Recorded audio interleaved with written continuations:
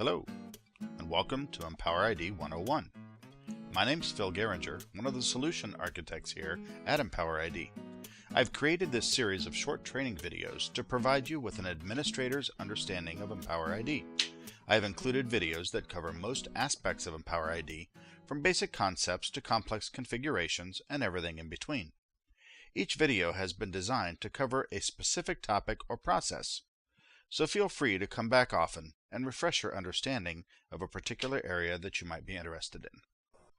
In this session, we're going to look at implementing the Universal Connector. This is a continuation from the Universal Connector introduction video that we looked at last time. So for our Universal Connector, what do we need to implement it? Implementing Universal Connector in EmpowerID requires a few basic processes and configurations that we need to complete. Now the first thing we're going to do is we're going to create our blank Universal Connector database using the scripts that were provided with the EmpowerID installation files. There's a script for generating the schema on the database, and then a script for the default data associated with the Universal Connector. The next thing we'll do is we'll populate the Universal Connector database with external data through any available method. And for purposes of this particular demonstration today, I'm simply going to use a SQL script that I've got some sample data in, so we can get the data into the system. Next thing we're going to do is configure the Universal Connector account store definition in EmpowerID, and we'll do this through the Management Console and the Configuration Manager within that. Then we'll turn on the inventory and inbox processing for the account store. Now, as we start looking at our Universal Connector, there's a lot of moving parts, a lot of things that you need to understand and processes to do. And in our documentation at docs.empowerid.com, we have a lot of good documentation on both the concepts, the configuration, and the technical details of the system. So under our concepts in the Administrator's Guide is an article called Understanding the Universal Connector. This gives you a broad overview of the Universal Connector concepts. And then in the configuration section of our Administrator's Guide is an article on connecting the Universal Connector directories.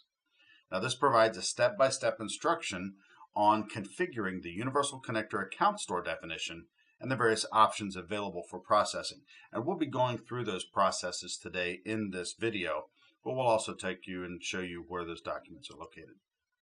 And then finally, in the Developing in Workflow Studio section of the Developer's Guide is an article on developing connectors with the Universal Connector.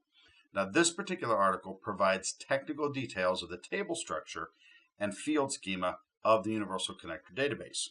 So let's take a look real quick at those documents and just see what it is that we have available. So here I've gone to the docs.empowerid.com website. This is our production online documentation.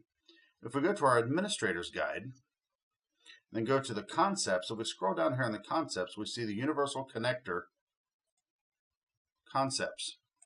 Now this particular article goes into what the Universal Connector is, how it works, the different types of information that can be managed, the overview of the processes, and those types of things. And then there are links down at the bottom for the various other areas that you can link to. So if we go back to our administration guide and look at the configuration, we have connecting to account stores. Under there we have connecting to Universal Connector directories. If we look at that, this is that second piece I showed you.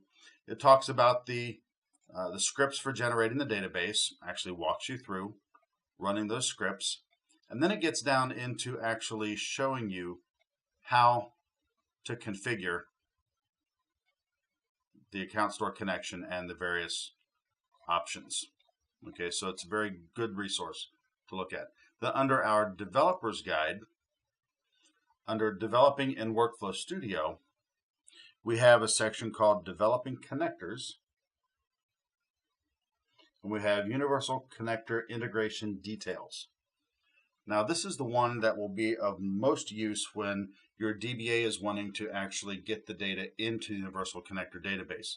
Because in this one we actually go into very specifically the actual table structure and the schema of all of the various tables that you'll need to set data into. So very handy and very useful and necessary for your DBAs, your developers who are wanting to actually create those processes to go into the Universal Connector database. All right. So now that we've taken a look at that, let's go ahead and go over to our server, and we'll start looking at how we get things set up here for our Universal Connector.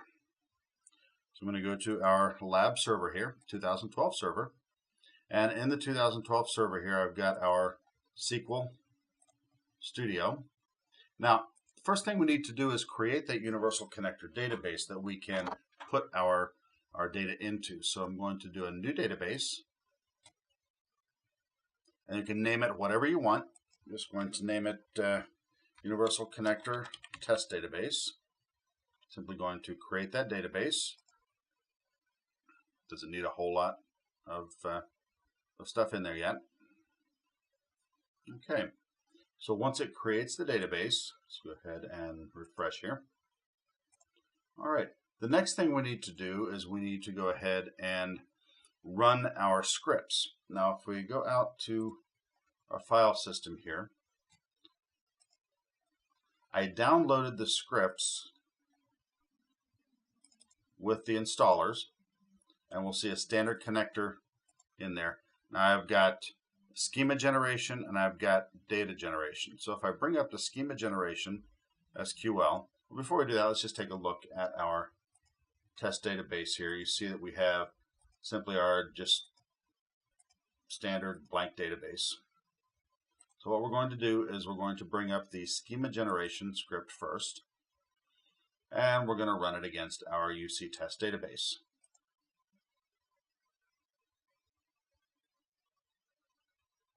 All right, so if we refresh now, we'll notice we have our basic table structure. Next thing we want to do then is we want to run the data generation script, and this is going to set a number of specific values. Like for instance, our changelog object type table has to have some values in it. Our changelog type table needs to have some default values in it just so that can be used. So we're going to go ahead and run that. And that completes the creation of our database. So now we have our table structure, our schema in there. So the next thing to do is to create whatever process it is that you want to create that will bring data from your external system into EmpowerID. Now what I'm going to do, we ship some sample data in our standard installation package. So the sample data is something you can use just to play around with the connector.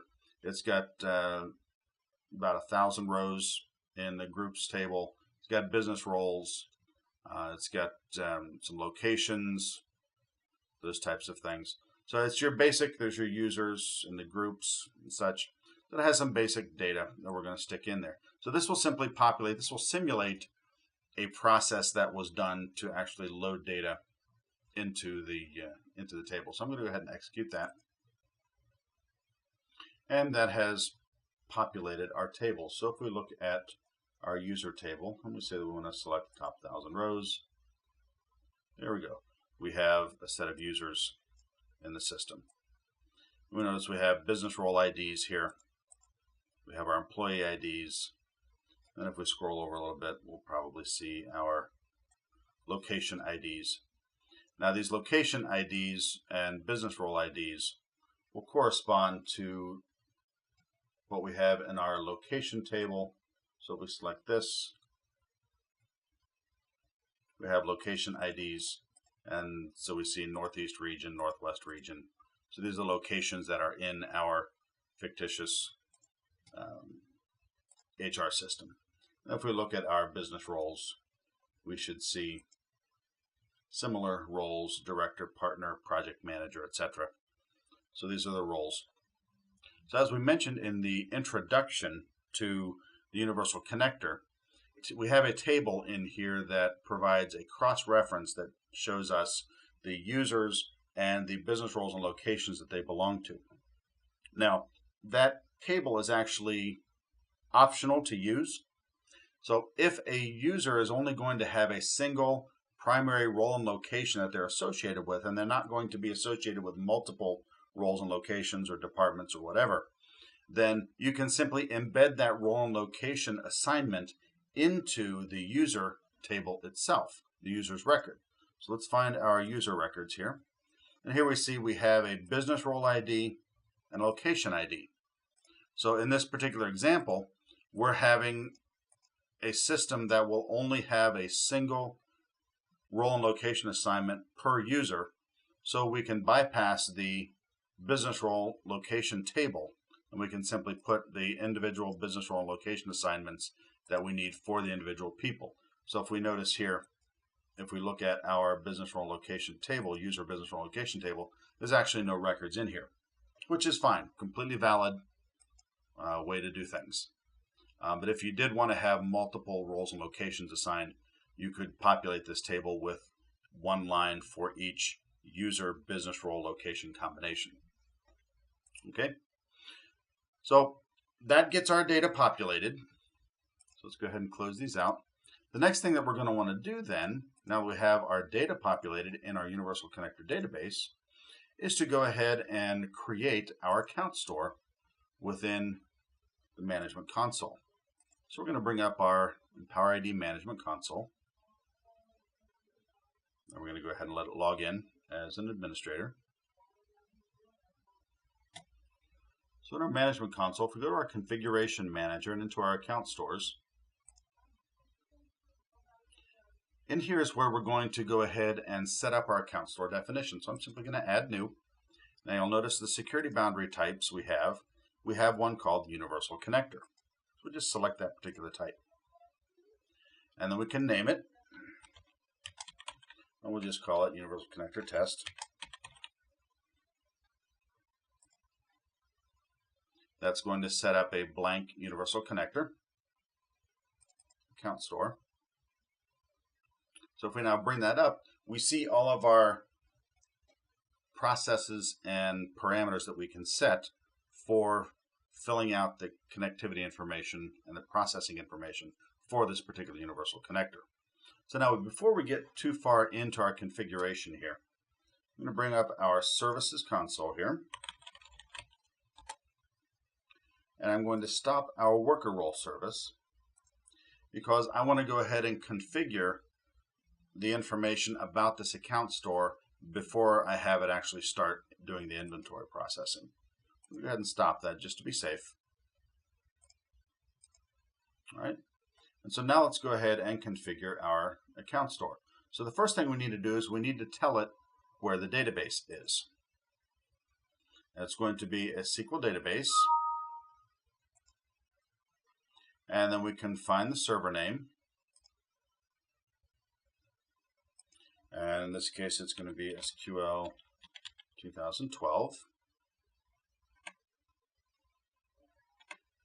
And we're going to go ahead and allow it to use the NT integrated security. And then we're going to select the database. And that's going to be our UC test database. We'll test that connection. And everything looks good. All right, so that's going to build our SQL connection string. Now we can edit the SQL connection string if we want to add any different parameters in it if we have mirroring or clustering, anything like that going on. And we're going to go ahead and use our change log to batch data going back out to our system, our external system. So we're going to go ahead and activate our change log. And now the use location parent name, if you remember in our data, we didn't have the names of the locations in our data. We just had the location IDs. Okay, so the parent IDs for the different locations were simply the IDs, not the names. So if you don't have specific IDs for your locations and roles, and you want to simply use the names to build out your tree structure, then you can tell it to use the location parent name or the business role parent name. or the manager for the particular user's name. Okay, but since we have IDs in our data, we'll just leave those blank. Now we'll go ahead and we'll tell it to allow person provisioning, allow resource entitlement provisioning, and deprovisioning. And now I don't want it to automatically create people in the system. I want to use the inventory and the account inbox processing, much like we've done on like our Active Directory account stores and such. I just want a little bit more control over the process that happens there. All right, and we'll allow it to do group membership reconciliation because we do have groups in this particular data set. All right, so that is the extent of our configuration. So the next thing we want to do is to go ahead and start turning on some of our processes so we can get the data integrated into EmpowerID. All right, so first of all, let's go over to our servers and roles. We want to make sure that we have a few things turned on here. So we're going to come down here and we have a role and location compiler and a role and location processor. We want to make sure that those are turned on, right? Because we're going to want to be processing roles and locations when they come in. The next thing that we want to do is I'm going to turn off our account inbox permanent workflow. And the reason for that is I want to get a full inventory into the system first before I actually start processing the records and having it actually create people.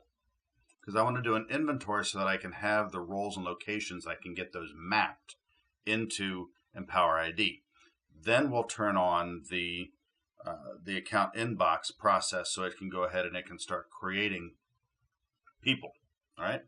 Now the next thing I need to do also, there's a setting on the account store that actually flags the account store to process role and location evaluation.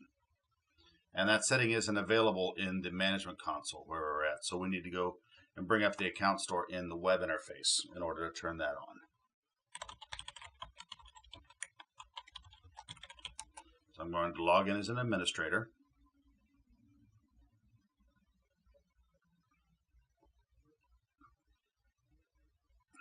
I'm going to go find EmpowerID system configuration.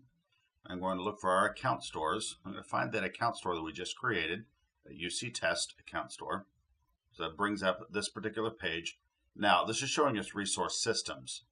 We want to actually see the account stores because the settings are a little bit different for the account store definition than it is for the resource system. So we'll click on the UC test. And we're going to actually edit this so we can change some of these settings. Now, as we scroll down here, we'll see something here that says allow org role, org zone reevaluation. So we want to select that to turn that on. And then we'll hit save on that. Now, that will allow records for this account store to be evaluated for role and location assignment based on our mappings. So that's the last configuration thing we need to do there. I'll say we have our account inbox turned off. Now, one of the things I'm going to do just to make sure is I'm going to restart our web role service and do a restart on IIS. And the reason I do that is our processes, for instance, that account inbox process is a process that is started by the worker role service, but it's actually running a workflow, and it's running the workflow in IIS through the IIS stack. And so we can turn off the worker role service, and that will keep it from reinitiating that workflow. But if we want to make sure that workflow is actually not active and not processing, we need to reset the IIS system so that it dumps any actively running processes. And so that's why we do that. All right, so now I'm sure that the system is not going to automatically start processing records from that account store. So we'll just verify our account store configuration one more time. Make sure we have inventory established. Okay, so we're saying we're doing inventory. We're not doing automatic person provision. And we are all set. So now I can go back out here and I can start our worker role service. And that's going to kick up the inventory processing engine. And so it should, within a minute or so here, there we go, detect that this inventory needs to be processed for this account store. And it should start processing it. So we'll just give that a few minutes to begin doing its processing.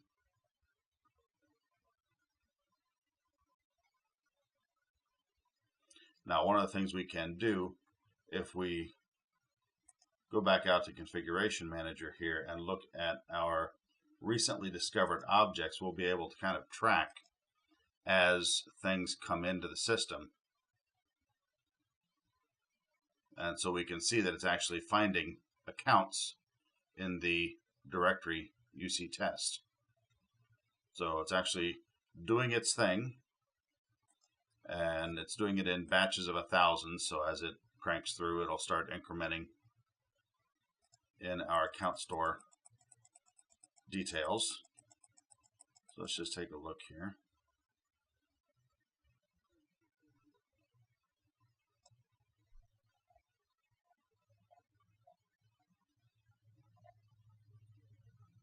All right, so here's where we started. All right, so let's go back here and view the account store and see what we have. All right, so it found 1,200 accounts. It found 1,000 groups, and it should almost be done now. Once it gets done processing the groups and the group memberships, it should complete. So it hasn't taken very long for it to cycle through that particular data.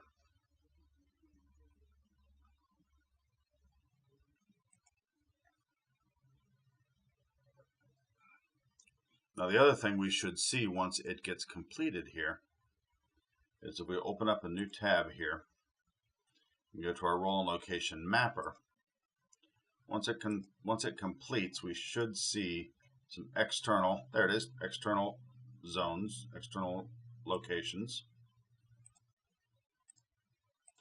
for our various locations that are in there.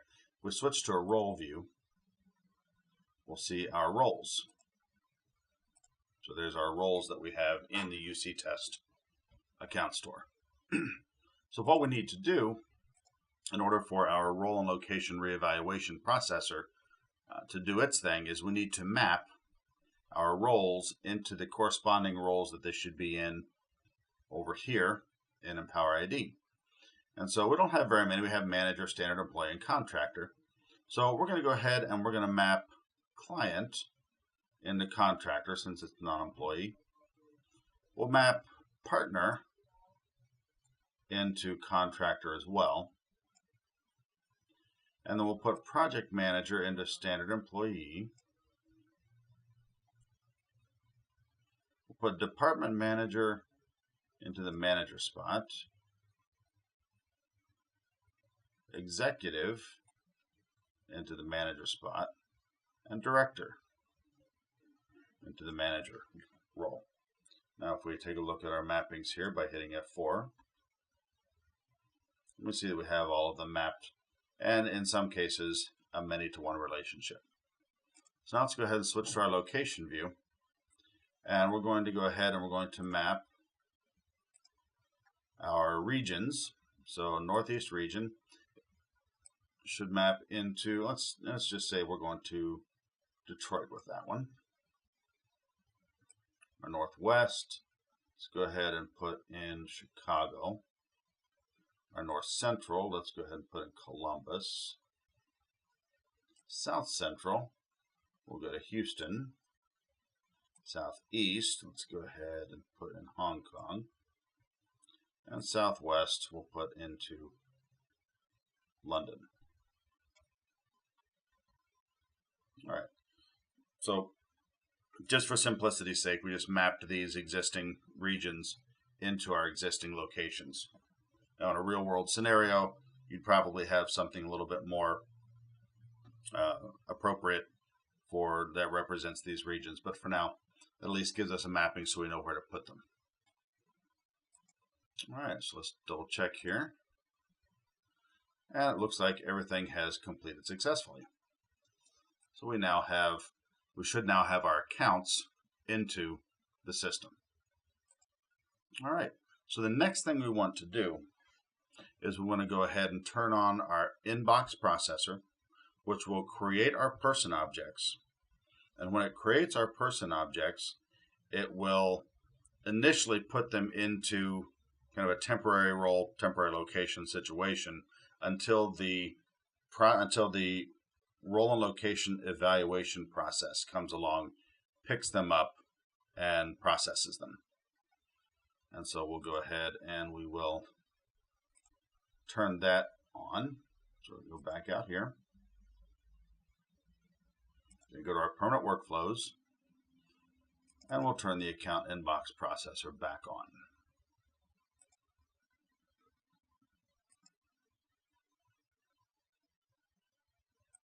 And then we'll just wait for a few minutes for that to kick up and start working.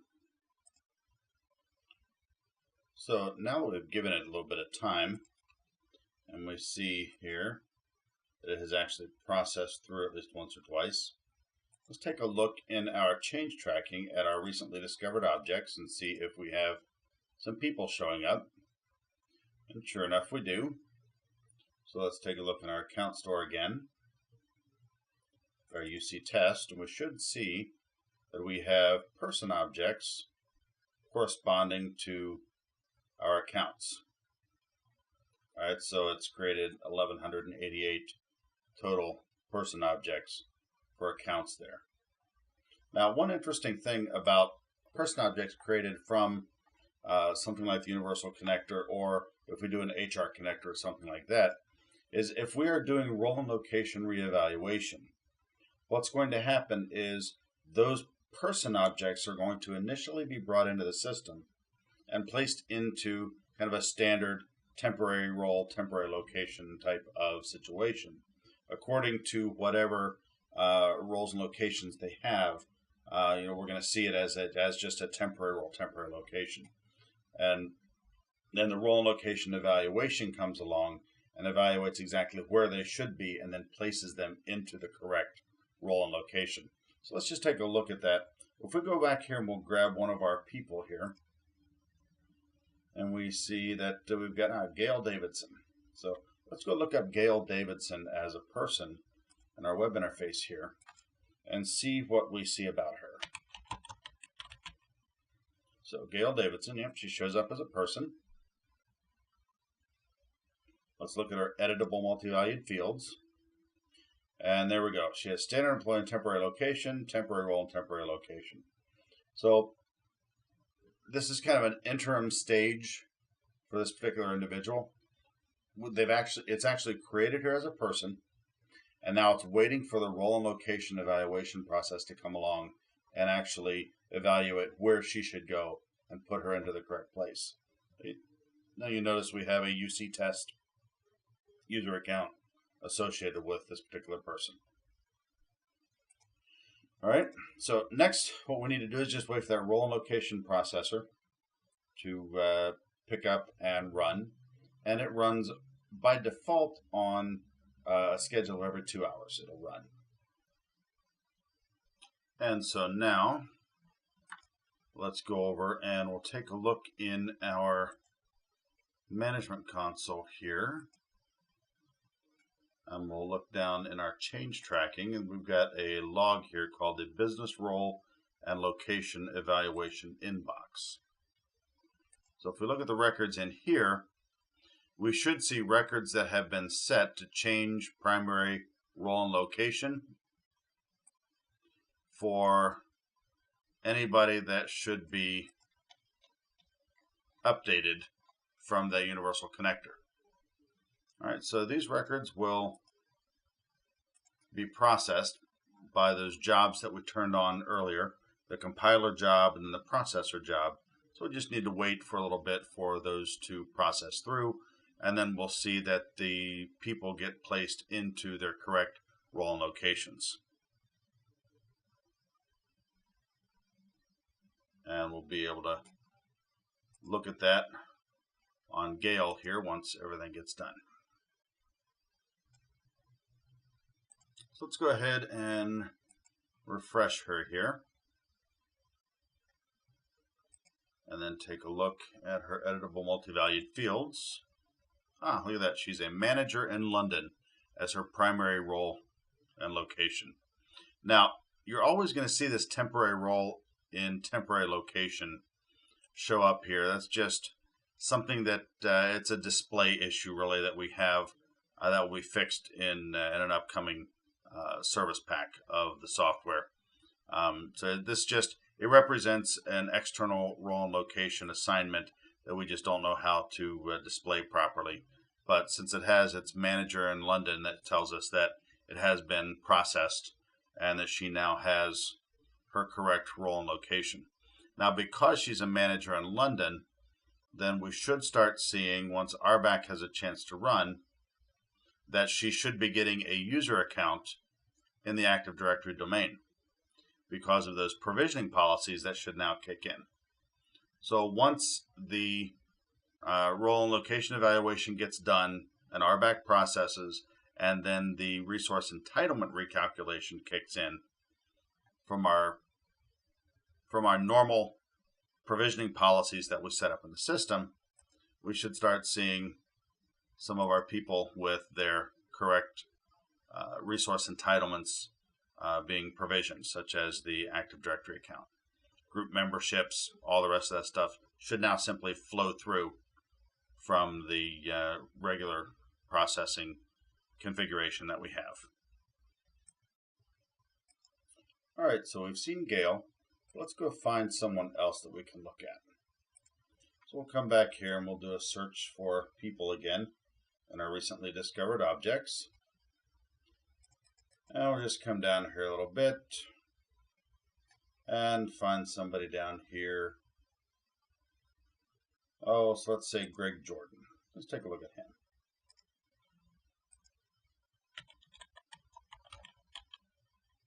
There he is. And let's see what he's got down here for his role. So he's a manager in Detroit, and you'll notice that he's automatically been provisioned a MyDOM domain account.